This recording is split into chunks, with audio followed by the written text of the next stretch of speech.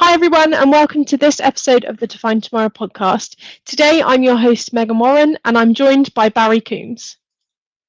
Hello, thank you for taking over the hosting duties, Megan. Look forward to digging into the subject today. No worries. So the subject of today is all around the changes to VMware. So lots of changes happening, a big thing in the industry at the moment. So in this podcast today, what we're going to be doing is distilling the changes, talking about what changes are coming, what changes we're already seeing happen due to the acquisition by Broadcom. We'll be talking about the migration path to use depending on what licensings you have and what features you need in the future. We'll be talking about the changes to things like their EUC sector and what they're doing with that. And we'll also be talking about actually what does this change mean for your strategy? Do we stay fully on premise? Do we look at hybrid? Or do we move to the cloud completely? So lots to cover in this podcast today, Barry. I think the first thing that we should just talk about is just give us a very high level overview of the change that has happened and what everyone's talking about in the industry at the moment. Yeah, so obviously we've been talking about this for a while. Broadcom, and for those of you who don't know who Broadcom are, is they're a tech behemoth, 33 billion pounds of revenue. They've got products over 22 different categories, and that ranges from hardware components, things like chipsets, to software. And they previously acquired the likes of Symantec. So definitely the VMware acquisition is them further broadening their portfolio, further being seen as more than just a hardware manufacturer, but a software company in itself. They've got over 17,000 patents within their portfolio, and they've committed to investing 4.9 billion pounds in research and development. So a massive company.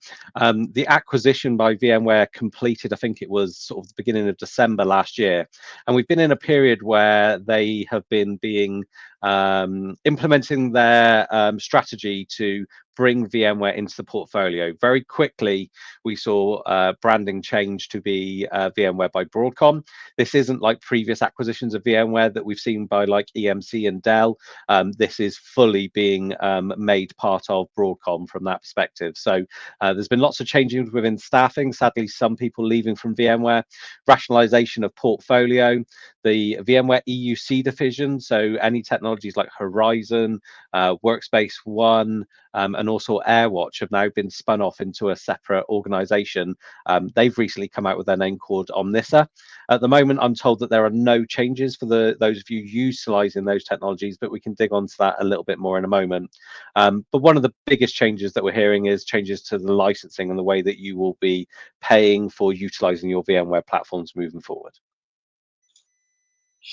Perfect, thank you. I think one of the bits for me around the EUC piece being spun off is quite a statement, I would say, from Broadcom and VMware, just because with the hybrid working world, the way that everyone's working now, obviously the users are almost at the center of how we work. So the fact that they're just saying that we're not doing that anymore, we're going to give that to somebody else so that we can focus on the infrastructure, speaks volumes, really. But I think we saw that over the past few years at things like VMware Explorer, etc., which is the new VM world, happening because they started talking less and less about the users and EUC on stage, didn't they? So yeah, I think for many years the strategy was any application on any device, anywhere. I think it is now any application running anywhere. So whether you want to be running on premises, in the cloud, or on a platform as a service type platform, is very much that, but really no, I don't want to say no interest, but no focus in the users in that EUC based technology portfolio. So there's a good group of people coming together to run Omnissa. I think the previous, is it Shankar Iyer, is heading that up. I know there are people there still in the UK that I've previously worked with, but very, very much slimmed down to be a very profitable business that can be grown out under their new form. And I'm sure we'll hear lots about their strategy and how they're going to market as they further kind of create their story. But today we're focused on the infrastructure part, the bit that is remaining VMware, and update you on some of those changes. Definitely, we'll do a future podcast on Omnissa. So Barry, in terms of some of the changes, before we dig into actual sort of licensing migration, can you just talk about some of the changes that are coming to licensing around sort of education, etc., and some of the other changes that we've seen so far? Yeah, so the biggest changes, and obviously when Broadcom have acquired VMware, clearly they are all about being able to obviously deliver great products but deliver shareholder value, and one of the challenges they've seen is the go-to-market model for VMware, particularly vSphere, and the relevant cloud products, was you purchased your licenses and then you paid for your subscriptions. There were versions of it, I think it was called, was it vSphere Plus or something like that, that was available on a subscription license, but it was very much an option for certain people that were looking for cloud flexibility, I think, with inside the portfolio. So moving forward, a subscription-based licensing model is all that will be available. And even though you might own your vSphere licenses today, you will no longer be able to renew your support when your current support term comes to an end with a support-only model. Your expectation is you will move to one of the new subscription-based licensing models. They will be licensed on per core and not per CPU. As Megan's kind of hinted at, there also will not be any academic discounts. So if you're a school, college, university, you may have been able to benefit from educational-based discounts in the past.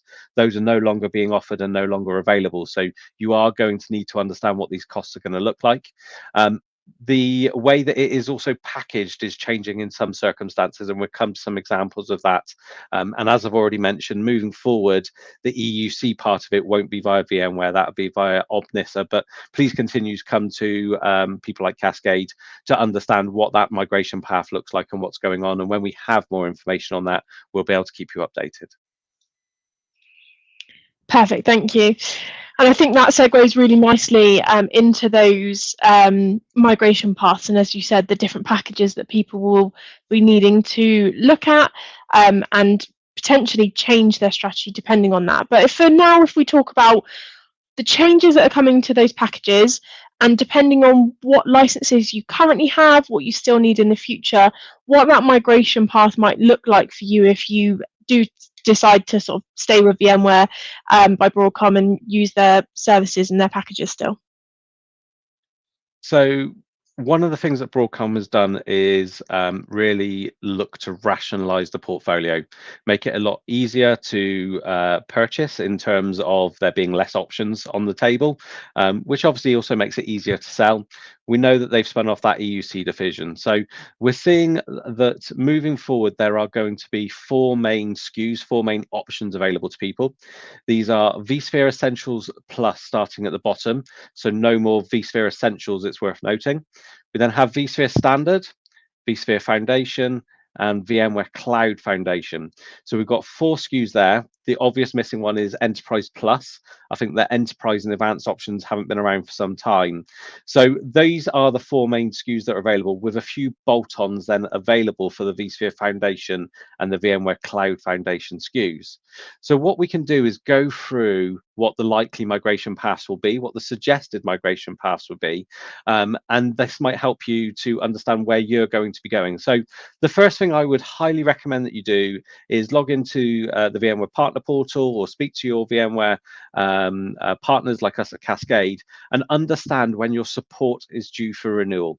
Because some people may have purchased multi-years worth of support. So typically you could buy it with 3 years support. You've still got that support. It's still valid. It's still available to you. You are entitled to that. These changes will only matter when you need to be able to expand your environment or renew your support subscription.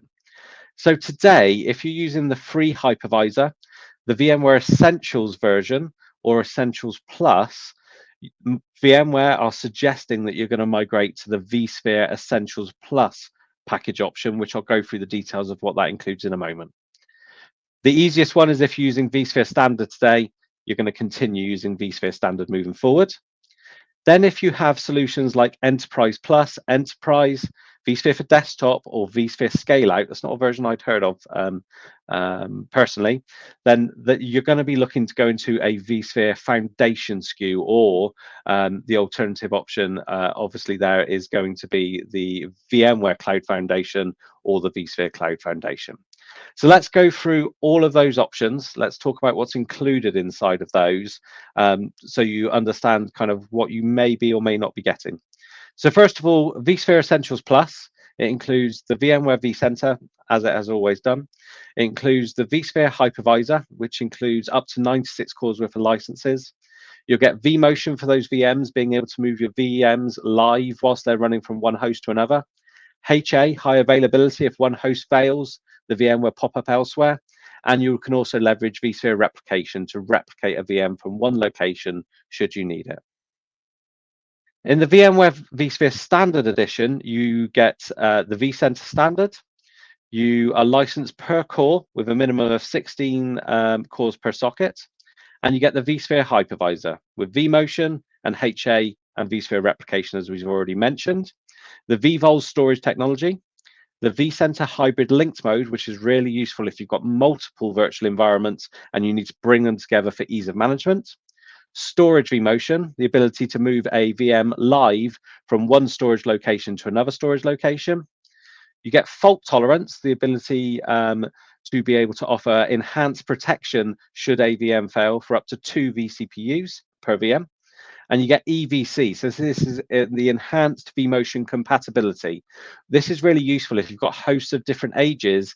You're able to then make sure that your VM can move seamlessly across all of those hosts.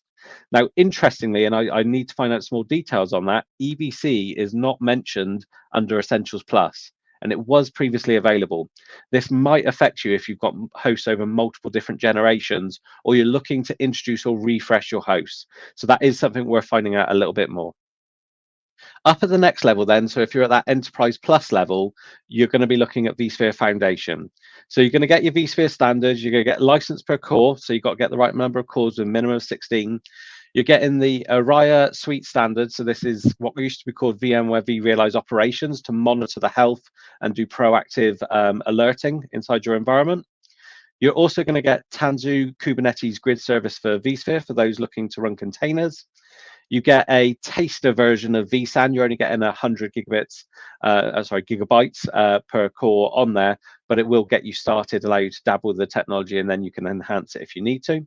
And then you get all the features with the vSphere hypervisor. So vMotion, HA, DRS, vSphere replication. You're also getting the distributed vSwitch, which it makes managing multiple hosts with keeping the network seamless across all of them much easier. vVols, vCenter hybrid link mode, storage vMotion, fault tolerance for up to 8 vCPUs for VM, and EVC. Now, the final package here is if you want everything, all kit caboodle, and you're going for the full suite, you're going to be getting the vCenter standard license the same. You get Araya Suite Enterprise, Tanzu Kubernetes grid service, vSAN Enterprise with 1 terabyte per core, and the hypervisor. You're also getting the networking technologies in here as well. So we've got NSS networking, HCX, the ability to be able to expand your networks over multiple environments, and the SDDC manager. So those of you that are looking to create your own personal cloud environment, or those of you that are consuming an online cloud, the VMware Cloud Foundation is the version that kind of has everything. So a number of different options available there. The migration path, once again, is if you've got Essentials Plus, Essentials or Hypervisor, you're going to go over to Essentials Plus, standard to standard. Everything else, you're going to go to vSphere Foundation, or you're going to look to upgrade to VMware Cloud Foundation from that perspective. Perfect. Thank you very much, Barry. I think that was really clear. So for people that are now looking at maybe when their licensing renews, if they're looking at sort of taking those migration paths, what do you recommend is the best practice for people before they've decided on what that strategy looks like, if they are remaining on premise, going to the cloud, etc., that we'll talk about in a minute?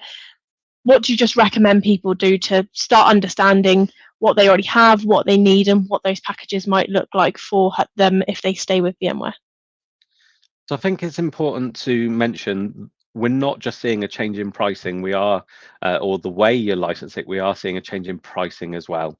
Now, typically for the customers we've been looking at this for, that price increase on a yearly basis is between 60 and 300% more than you've been paying. So these aren't small increases. Now, Because of that, and Broadcom have complete flexibility to make sure they're shaping up their business to be as successful as possible in the future.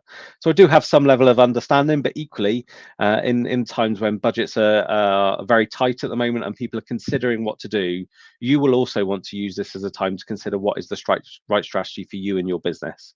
Now, the first thing that I would recommend is to do a review of your virtual environment. Understand what is running on there. Understand what can you get rid of. Understand if you can optimize it anymore. If you're able to reduce the number of hosts inside your environment or the number of cores inside your environment, you're going to be able to move to this subscription in a lot more cost-effective way. Now, the other thing that I would highly recommend you do is have a look at the version of licensing you've got. Back in the days, lots of people went for Enterprise Plus licensing because they liked all the features, particularly the DRS, the Dynamic Resource Scheduler, which is only available in sort of those top two different items now. Now, this allowed for your VMs to be moved dynamically based on the performance within inside the cluster to ensure that they were best served at any given time. A fantastic technology. But if you're finding your virtual environment isn't as utilized as it once was, or maybe actually you've never pushed it as hard as you thought you were going to, maybe some of these features and functionalities aren't things you need anymore. Now, depending on who you are and what version you've got and your relationship with VMware, you may be able to move down to a cheaper package option and lose some of those features that you're not using anymore. So that's one thing that you can do. Review your environment, ensure that you're getting the most out of it, ensure that you have optimized the virtual machine so you can make that virtual environment as skinny as possible. Now, again, come to us at Cascade. We've got some tooling that we can run to help you with that analysis. Now, the next thing that I would say is just review where you are with your cloud strategy. Lots of organizations we speak to are wanting to move to the cloud. Typically for us, Azure is the destination that most of our customers are picking.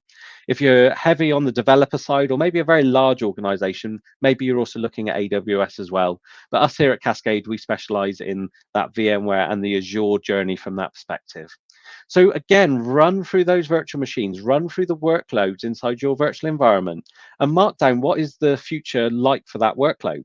Is it going to be moving to a SaaS application? Is it something that you're going to be replacing with a new system in the coming weeks and months, or even years? Or is it something that is maybe legacy or required by your business and has to exist? At which point you can decide what is the right place for that VM to run. Does it need to be on premise? Have you got latency issues? Is there a connectivity aspect that needs to be considered? For things like building control systems, these are elements that often have to run locally. Also in manufacturing, typically you have to run resources locally. But maybe you have some resources there where actually moving them to the cloud is something you want to do.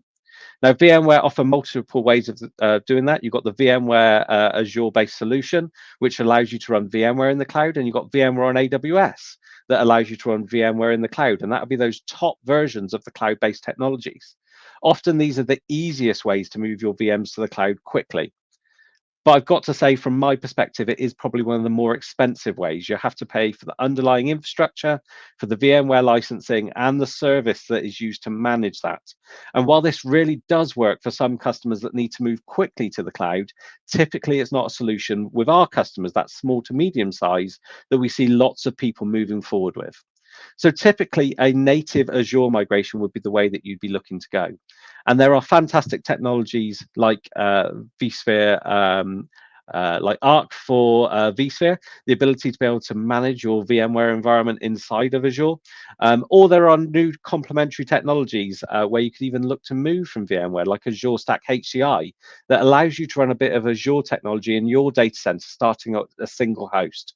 So there are numerous options available to you, but it all starts with reviewing your workloads, understanding what the future destination looks like and what you're trying to achieve. So you've got a number of different options there. Do you look to upgrade to the new SKUs that are available? I highly recommend having support if you're running VMware on premises. Whilst you can theoretically run your old licenses, you won't get updates and you won't get support. So this could leave you with security risks and performance risks. You need to have that support available. So because of that, you're going to look to upgrade to the new versions. Consider moving VMs to the cloud or workloads to the cloud with SaaS-based applications, infrastructure as service, and the other based platforms.